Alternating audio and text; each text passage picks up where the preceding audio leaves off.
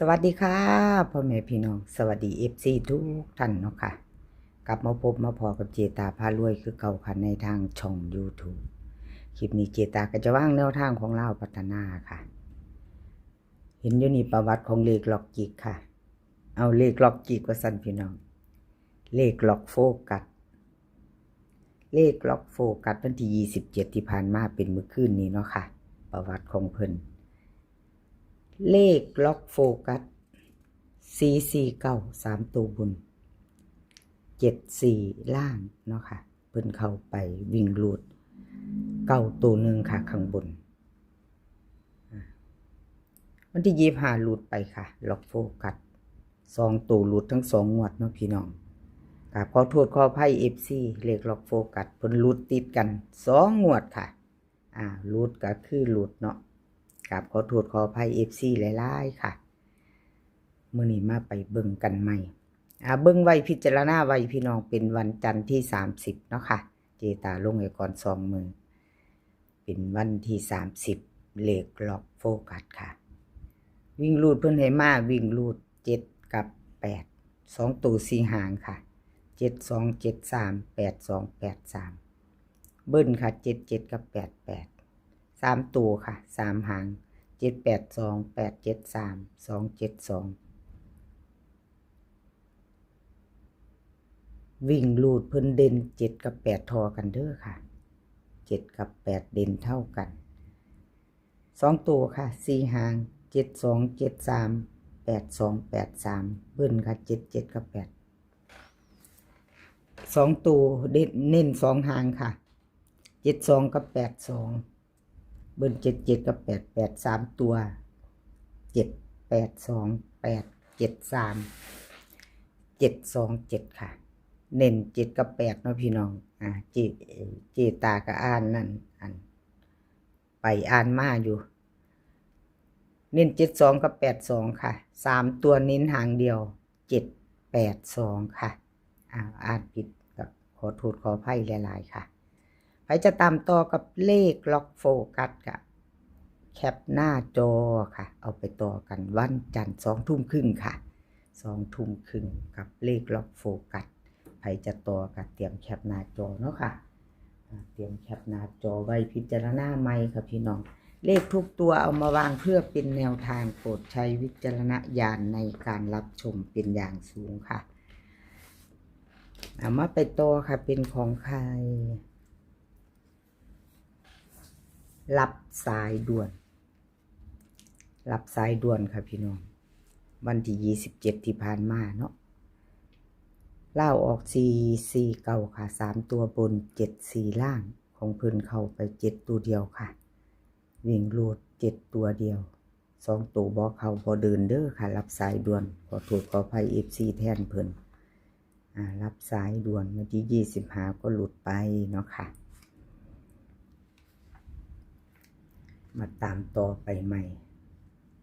รับสายด่วนกับขอบคุณรับสายด่วนค่ะที่ให้แนวทางมาวางทางช่องของเจตาพารวยเนาะกับขอบพระคุณเป็นอย่างสูง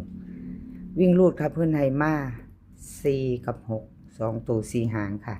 6 4 6 5 4 1 4 2เบิ้ลค่ะ6 6 3ตัวค่ะ2หาง6 4 6 6 4 2วิ่งรูดค่ะเด่น6ล่อง4 2ตัวค่ะเน้น6 4กับ4 2 3ตัวเน้น2หางค่ะ6 4 6 6 4 2เอาไปจะตามต่อกับรับสายด่วนเนาะค่ะแคปหน้าจอไว้แล้วไปรุ่นใหม่วันจันทร์ที่30ค่ะ30มีนาเนาะเป็นงวดสิ้นเดือนพอดีค่ะแคปหน้าจอค่ะแคปหน้าจอเราได้ไปต่อไปจะไปกับเพิ่นรุ่นกันต่อนะพี่น้องแนวทางรับชมมาฟังเป็นเพียงแนวทางก็รูดไปเนาะรูดก็คือรูดเนาะค่ะหลุดแล้วก็หลุดเลยเจตายเบิ่ง2งวดแต่ละเซียนประวัติของเพิ่นเนาะค่ะก็ให้เบิ่งเห็นไปน้ำกันเอาไปต่อค่ะไปต่อเป็นของล็อกวงในเลขล็อกวงในค่ะพี่น้องวันที่27ที่ผ่านมาเลขล็อกวงใน 44974ล่างค่ะเพิ่นเข้าไปวิ่งรูด4ตัวเดียวเด้อค่ะขอโทษขออภัย FC 2ตัวเพิ่นบ่เดินบ่เข้าเนาะพี่น้องรับวงในหลุดไปทั้ง2งวดเด้อค่ะ2ตัวเพิ่นเอามาไปต่อมือใหม่วันจันทร์เนาะค่ะเป็นวันจันทร์ที่30มาลุ้นกันใหม่ค่ะไปต่อกับเลขล็อกวงในลาวพัฒนาวิ่งรูดเพิ่นให้มาค่ะ4กับ7 2ตัว4หางค่ะ4746 4342ค่ะเบิ่น44กับ77 3ตัวค่ะ3หาง742 746 434วิ่งรูดเพิ่นเด่นทั้ง4ทั้ง7เด้อค่ะเด่นเท่ากันเน้นค่ะ47กับ42 3ตัวค่ะเน้นหางเดียว742เอาแคปหน้าจอค่ะใครจะลุ้นต่อกับเลขล็อกวงในเนาะค่ะเลขรับวงในด้วยพี่น้องเขียนผิดหรือบ่เจตาของเพิ่นรับวงในเนาะค่ะเลขรับวงในเด้อพี่น้องเขียนผิดอีกแล้วขอโทษขออภัยหลายๆค่ะรับวงในบ่แม่นล็อกวงในเด้อพี่น้องขออภัยหลายๆกับขอบุญขอบคุณเลขรับวงในค่ะที่ให้แนวทางมาวางทางช่องของเจตาเนาะกับขอบพระคุณเป็นอย่างสูงค่ะเอา FC ใหม่ถ้าผ่านเขาไม่เห็นเด้อค่ะพี่น้องถ้ามาเห็นเป็นครั้งแรกในคลิปนี้ในช่องของเจตาพารวยค่ะถ้าชอบแนวทางเดียวกันถ้ามักถ้าชอบก็ยังบ่ทันกดติดตามก็ฝากกดติดตามไว้ค่ะกดติดตามแล้วก็อย่าลืมกดกระดิ่งแจ้งเตือนเนาะค่ะกดกระดิ่งแจ้งเตือนไว้จะได้บ่พลาดคลิปใหม่ๆของเจตาเนาะเอามาไปต่อค่ะเป็นของใครสมใจค่ะขอโทษขออภัย FC หลายๆสมใจบ่เข้าบ่เดิน2ตัว1ตัวไม่มาเนาะพี่น้องลาวพัฒนาออกวันที่20วันที่ใดนี่พี่น้องเบิ่งกันเด้อมาต่อค่ะกับสมใจวันที่27ที่ผ่านมาเนาะค่ะสมใจ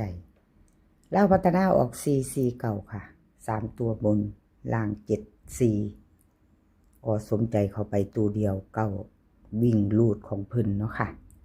วิ่งลูดสมใจ2ตัวบ่มาบ่เดินเด้อครับพี่น้องกับขอโทษขออภัย FC หลายๆ2งวด3งวดติดแล้วเด้อสมใจเจ้าFC เงิบแล้วเนาะ FC ขอโทษขออภัยแทนเพิ่นหลายๆค่ะFC สมใจเงิบเลยเมื่อคืนนี่ขออภัยหลายๆมาไปต่อไปใหม่วันจันทร์ค่ะพิจารณาใหม่เนาะพี่น้อง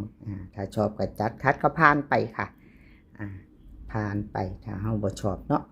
สมใจค่ะลาวพัฒนาวันที่30เพิ่นให้มาใหม่วิ่งรูดค่ะเพิ่นให้8กับ2ตัวค่ะ4หาง8283 2021เบิ้ลค่ะ8822 3ตัว3หางค่ะ283 820 228ค่ะวิ่งรูดเพิ่นให้มาเด่น8กับ2ทอกันเด้อค่ะ82กับ20ค่ะเพิ่นเน้น3ตัวค่ะ820ชอบกระจัดคัดกระพานค่ะสมใจกับขอโทษขออภัย FC ที่ผ่านมาเนาะค่ะเพิ่นหลุดติดกันบ่มีกักเด้อค่ะช่องเจตาหลุดแล้วก็ว่าหลุดเลยค่ะแล้วก็บ่มีว่าแม่นตอนออกค่ะตอนออกต้องเอามาโซ่บ่แม่นเห็นไปน้ำกัน2งวด3งวดประวัติที่เจตาให้เบิ่งเนาะ FC ก็เห็นไปน้ำกันค่ะให้ความมั่นใจเพิ่นจะตามของเซียนใดมักของเซียนใดก็พิจารณาไปน้ำกันเนาะค่ะบ่ว่าจะเข้าจะหลุดเนาะที่เจตาเอามาให้เบิ่งหลุดแล้วหลุดเลยเขาก็คือเขาเนาะค่ะให้กำลังแรงใจกันคือเก่า FC เจตาให้กำลังแรงใจหลายๆเซียนเป็นกำลังใจให้กันและกันเหมือนเดิมละค่ะคลิปนี้ขอให้พี่น้องโชคดีกับลาวพัฒนาค่ะให้โชคดีกับลาวพัฒนาวันจันทร์ที่30มื้อนี้ขอให้มีความสุขค่ะขอให้สุขภาพร่างกายแข็งแรงกันทุกคนเดินทางไปไสก็ขอให้ปลอดภัยค่ะเดินทางไปก็ขอให้มีโชคค่ะกลับมาขอให้มีชัยคลิปนี้ค่ะกราบขอบพระคุณหลายๆคลิปหน้าพ่อกันใหม่ค่ะ